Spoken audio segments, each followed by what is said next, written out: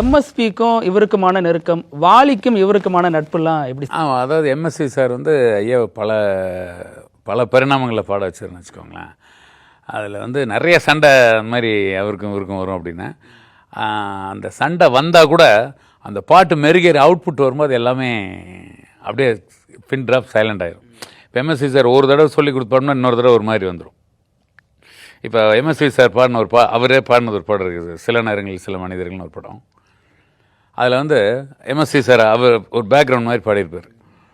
கண்டதை சொல்லுகிறேன், உங்கள் கதையை சொல்லுகிறேன் அப்படின்னு இருக்கும்.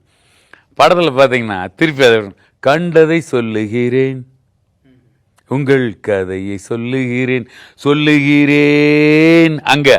அப்போ ஒரு தடவை பாடும்போது இன்னொரு தடவை மாறும். அப்போ ஐயா என்ன பண்ணுவார், இப்போ முதல் தடவை பாடினில்ல, இப்போ எனக்கு அது இன்னொருக்கு பாடுங்க அப்படியே மாறிடும். மாறி போகும்போது இல்லையே இப்போ அந்த மாதிரி வெளியே அந்த மாதிரி கிளாஸ் சண்டை ஆயிடும்.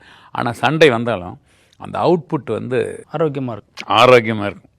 அதில் வந்து ஐயா அந்த வேலையில் வந்து அதவே மெர்ஜ் ஆயிடுவார். ரொம்ப டைம் எடுத்து தான் பண்ணுவார் அப்படின்னு அன்றைக்கி. அதனால் அப்போ அவ்வளோலாம் கிண்டல் பண்ணியிருக்காங்க. இப்போ ஓவர் சிண்டை என்னைக்கு பாடி முடித்தேன், என்னைக்கு வீட்டுக்கு போகிறதில்ல, அப்பா பெரிய தலைவலி அப்படின்னு பேசணும்லாம் இருக்கான். எல்லாம் கிளம்புனா உட்காந்துருக்கான், அப்படியே டிவி பார்த்துட்ருக்கான். இன்னைக்கு கேட்கும்போது எப்படி இருங்க அவுட்புட்டு கேட்டால், நான் அதான் மெர்ஜாகி பாடுறது. அதாவது அனுபவித்து பாடுறதுங்கிறது வேறு, அதோடு கரைந்து போய் பாடுதல் வேலை செய்கிறதுங்கிறது. வேலை மேலே எல்லாருக்கும் அந்த வேலை மேலே ஒரு ஆசை வராது. எல்லோரும் எதாவது வேலைக்கு செஞ்சால் போனான்னு வேறு, அந்த வேலையாகவே மாறி போகிறதுங்கிறது வேறு.